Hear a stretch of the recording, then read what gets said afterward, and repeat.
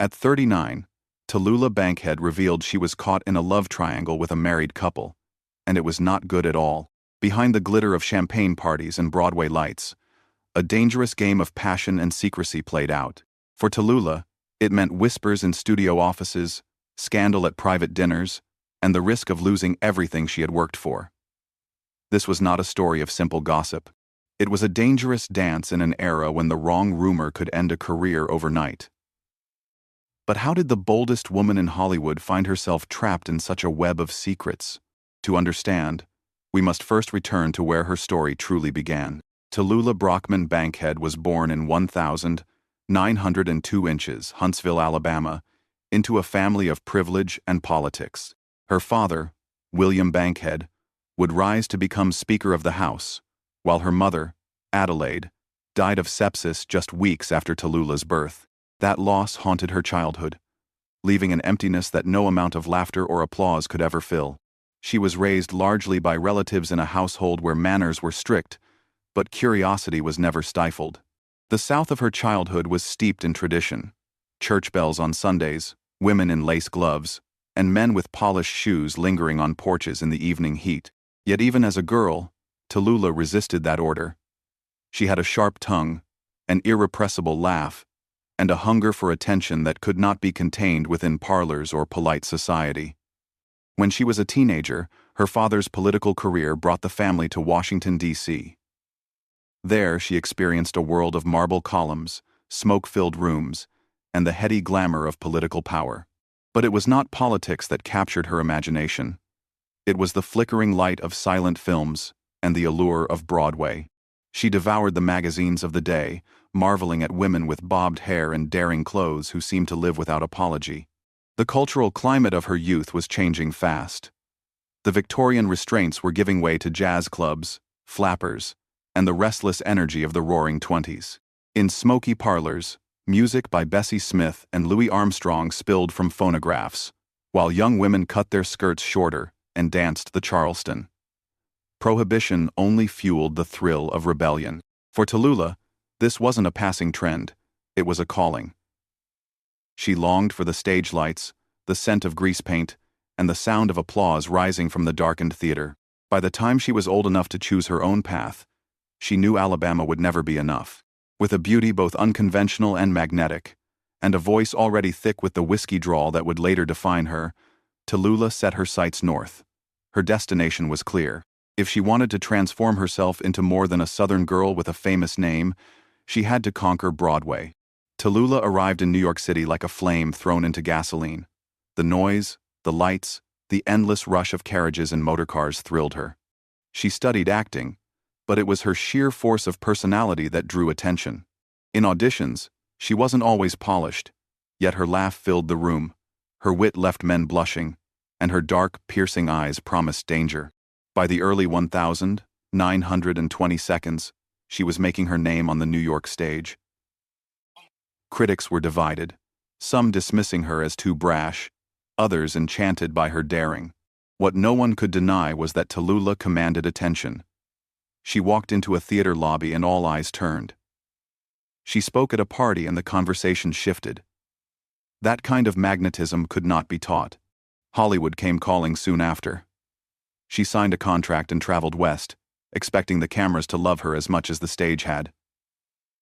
Yet she quickly learned the studio system was its own cage. Directors demanded a softer image, producers pressed her to play ingenues, and she found herself fighting with cameramen who said her Southern drawl would never play in silent films. Still, Tallulah persevered. She moved between Broadway and Hollywood, appearing in pictures like Tarnished Lady and The Cheat. She was not yet the household name she dreamed of becoming, but her circle of friends was growing. She mingled with artists, playwrights, and rising stars who admired her nerve. Behind the scenes, she grew notorious for her quick quips. At one dinner, when asked why she never married, she raised her glass and said, "Darling, I'd rather be burned at the stake than bored in bed." By the late 1920s, Tallulah had earned her breakthrough in London theater. Crossing the Atlantic, she stunned British audiences with her fearless style and smoky voice. There she became a star of the West End, dazzling critics and aristocrats alike. Newspapers described her as a tigress in silk, unpredictable and irresistible. When she returned to America in the 1930 seconds, she carried with her the reputation of an international sensation. But fame was never simple. The brighter her star burned, the more she had to craft an image. The studios wanted glamour and mystery. Society wanted charm and refinement. And beneath it all, Tallulah carried a secret life, one that could never be spoken aloud in interviews. Tallulah Bankhead never lived quietly, not on stage, not in love. Behind the gossip columns and sharp one-liners, she was navigating a world of forbidden passion. In an era when studio contracts contained morality clauses and a whisper could destroy a career, Tallulah took risks others only dared to dream about. Biographers and contemporaries have written of her affairs with both men and women, but it was the women who left the deepest mark. She frequented New York and Hollywood parties where coded glances and private corners allowed same-sex couples a moment of honesty. Friends recalled her sweeping into a room, cigarette smoke curling above her head, and settling her eyes on a woman with a look that made intentions clear. One of the most whispered-about chapters in her life was the triangle she formed with a married couple. At 39, she fell deeply into an affair that involved not just one partner, but both husband and wife. In public, they appeared as close friends, attending premieres and charity galas together. In private, the passion was stormy, alternating between rapture and ruin. For Tallulah, love was never timid. She gave herself recklessly, but the secrecy weighed heavily. She also moved within a circle of queer icons who understood the cost of hiding. She shared cocktails with playwrights like Tennessee Williams, who later admitted she inspired the raw sensuality of his characters. She crossed paths with Greta Garbo, with whispers suggesting nights spent together behind hotel doors. There were rumors of flings with Billie Holiday, of entanglements with stage actresses in dressing rooms still warm with grease paint. Each romance carried the thrill of rebellion, but also the constant fear of exposure. Travel offered some freedom. In London, Paris, and Rome, she found more tolerance, slipping away from Hollywood's rigid eye.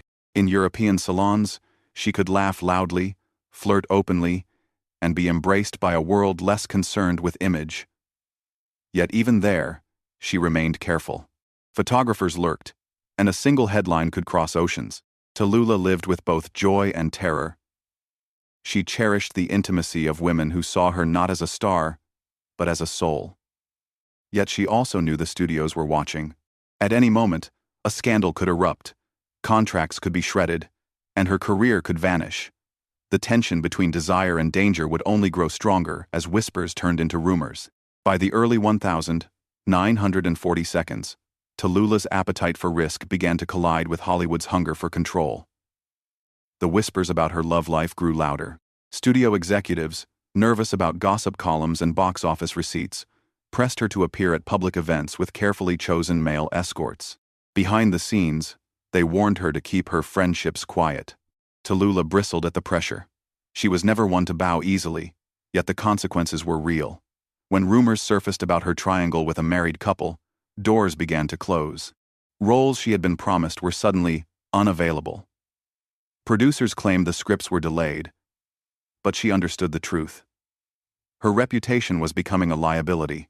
The press, hungry for scandal, circled. Gossip magazines printed coy lines about her wild nights and bohemian friends. Some writers hinted at mannish habits, a coded phrase of the era for same-sex attraction. For a star who thrived on public attention, the scrutiny cut deep. She masked her fear with wit, tossing off outrageous jokes in interviews, but inside she felt the sting of isolation. Professionally, the blows multiplied. Once sought after for leading roles, she began receiving fewer offers. Casting directors whispered that her unpredictability and reputation made her too risky. On Broadway, she still commanded an audience, but Hollywood's confidence was shaken. For a woman who had built her identity on being desired and admired, the shift was devastating. Emotionally, the pressure was heavier still. Friends noted her turning increasingly to alcohol and late-night parties as a shield against loneliness. She was surrounded by admirers, yet confessed privately that she felt profoundly alone. Each new rumor threatened not just her career, but the fragile network of trust that allowed her to love in secret. For Tallulah, the crisis was more than professional. It was existential. She had fought her entire life to live without apology. Yet in the glare of the spotlight, even the boldest woman in Hollywood found herself cornered. The laughter grew louder at parties, but behind it, her heart carried a silence she could not shake. Tallulah refused to vanish quietly. Even as Hollywood cooled, she turned her fire back to the stage, where audiences still adored her. Her performance in The Skin of Our Teeth, and later The Little Foxes, proved she remained magnetic. In the theater, she could be raw, unfiltered, and deeply human, far from the studio gloss that once confined her. She also found new life in radio and television. Her smoky drawl, once criticized by silent-era directors, became her signature. On shows like The Big Show, she hosted with biting humor, teasing guests, and making even the stiffest stars laugh. She was unpredictable, sometimes slurring from drink, sometimes brilliant and sharp, but she was never boring. As she aged, the world around her began to shift. By the 1960s, whispers of same-sex love carried less threat than in her youth, though they still bore stigma. Younger actors admired her audacity, her refusal to be tamed. Some saw her as a pioneer, a woman who had lived openly in her own way long before society softened. Personally, she endured illness and decline. Years of drinking and smoking ravaged her body. Her once boisterous parties grew quieter, filled with fewer friends, though the loyal ones never left her side. She spoke often of her regrets, but more often of her defiance. "I was never ashamed," she told one interviewer. "Never ashamed of what I felt or who I loved." Tallulah's later life was a mixture of solitude and legacy. She spent time reflecting on the cost of her choices, but she never denied them. Her laughter, though weaker, still carried the same mischievous spark. She looked at a changing world and knew she had lived on the front lines of a battle for authenticity. When she passed in 1968, at just 66, the news sent ripples through both Broadway and Hollywood. Some remembered the scandal, but most remembered the brilliance, the fearlessness, the woman who never played small. Her life had been one long performance, but also a testament to the hunger for truth. Tallulah Bankhead's life was a storm, wild and unforgettable. She dared to love where others hid. She risked everything for desire, wit, and freedom, even when the world punished her for it. Her story is not simply about scandal, but about the price of being unapologetically alive in a time that demanded silence. When we look back at her now, we see more than a headline or a quip. We see a woman who pushed against boundaries, who carried loneliness in private, but laughter in public, who proved that authenticity comes at a cost, yet leaves a legacy that cannot be erased. Tallulah's journey asks us all a question. How much of ourselves are we willing to hide to be accepted? And what is lost when love is forced into the shadows? If you found yourself moved by her story, share your thoughts below. Do you remember a performance of hers that left an impression? Or a quote that still makes you smile? Subscribe for more hidden stories of Hollywood's past, where courage and heartbreak often walked hand in hand.